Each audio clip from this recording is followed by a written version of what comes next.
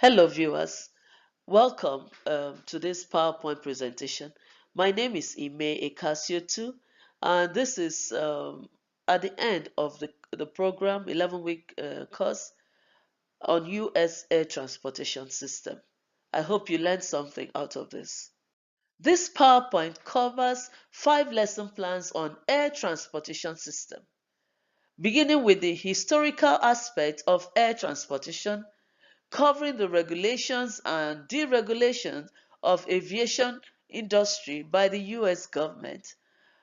International air carrier was covered with the conventions and the regulating bodies established, including air carrier pricing and airline metrics used for management and forecasting.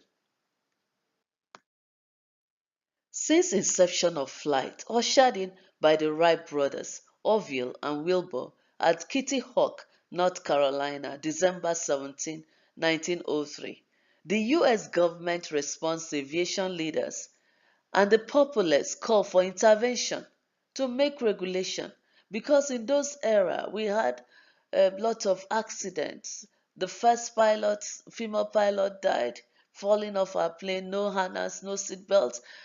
Lieutenant Thomas Ulfrich, a popular young man, died while flying with Mr. Orville, just 26 years old. Then also in that era, people started selling tickets for air shows.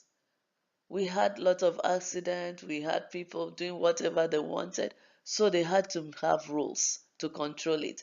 This was when the Commerce Act of 1926 was enacted. Kelly Act was there in 1926. 25, I mean, and then 1926, the Congress enacted gave us another act. The Air Commerce Act of 1926 gave the U.S. Department of Commerce power to investigate aircraft accidents and make recommendations on how to avoid those accidents. The ML Act of 1930 made provision for air carriers to bid for transporting MLs. But due to some air carriers not getting the ML contract, passengers were transported for the first time on scheduled flights with the first established route of New York to Washington, D.C. Complaints arose because of the all-powerful Postmaster Walter Brown. There were discussion of corruption, that he was preventing growth and development and misusing the power of the office. ML Act of 1934 was enacted by United States Congress in June 12, 1934 to correct the wrongs of the ML Act of 1930. The Postmaster powerful office was split between 3 departments: the Post Office, Interstate Commerce Commission, and Department of Commerce. Government control air routes and fare. During this period too, the air carriers had an association called the Air Transport Association to represent the air carriers. It also provided them with standardized codes, the ATA codes, for all air carriers. Civil Aeronautic Act of 1938 was established when passengers were now the main means of commerce for airlines. Civil Aeronautic Authority to establish policies for legislation of safety and economies of transportation. The Administrator of Aviation was established to do the work of providing safety and executing all manner of economic policies, and the third agency was given the authority to become the Air Safety Board, vested with powers to investigate all aircraft accidents. And with these agencies, the aviation industry was fully regulated. The Federal Aviation Act of 1958 was enacted to improve safety policies and incorporated ATC. Now we had more technology included in aircraft and lots of faster planes, so we needed air traffic control. We needed air traffic control as aircraft were getting bigger and carrying more passengers.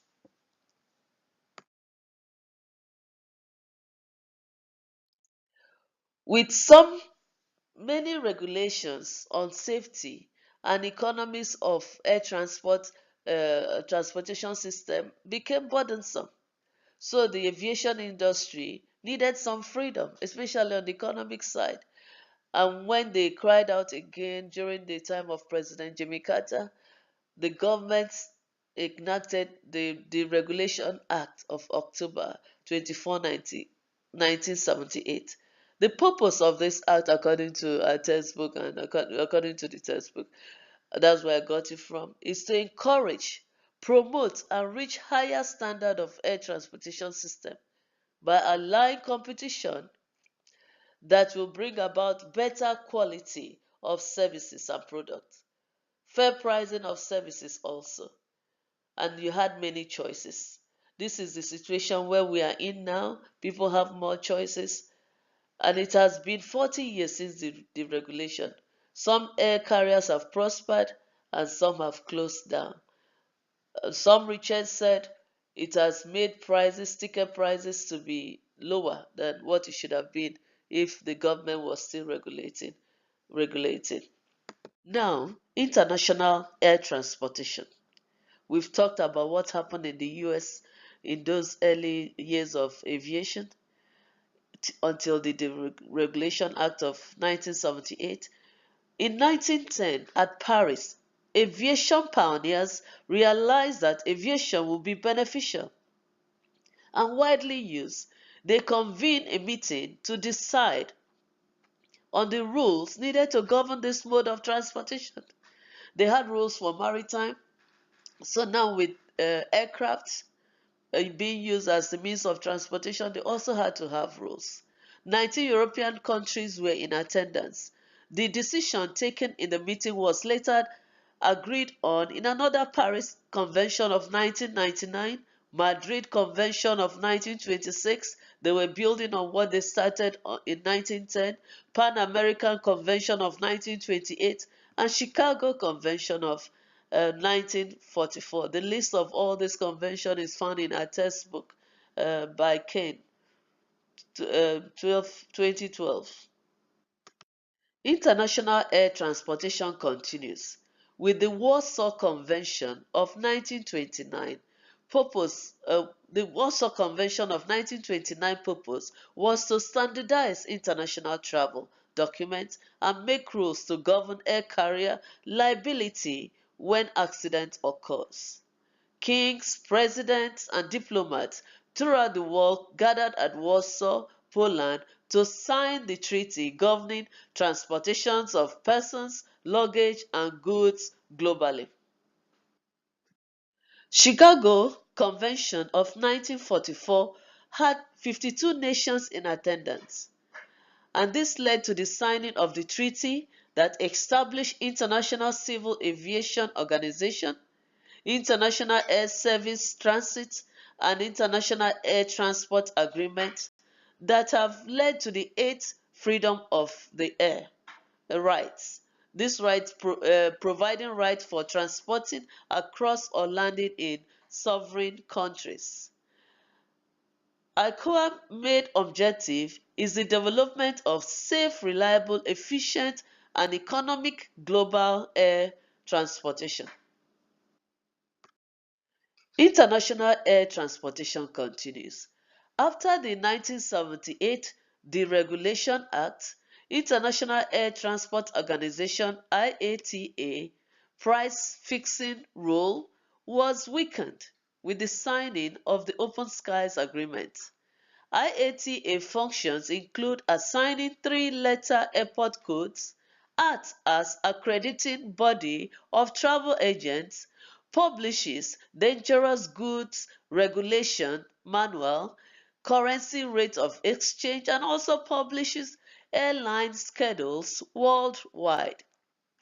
Airport Council International (ACI) was established to facilitate and represent airport interests with 567 members.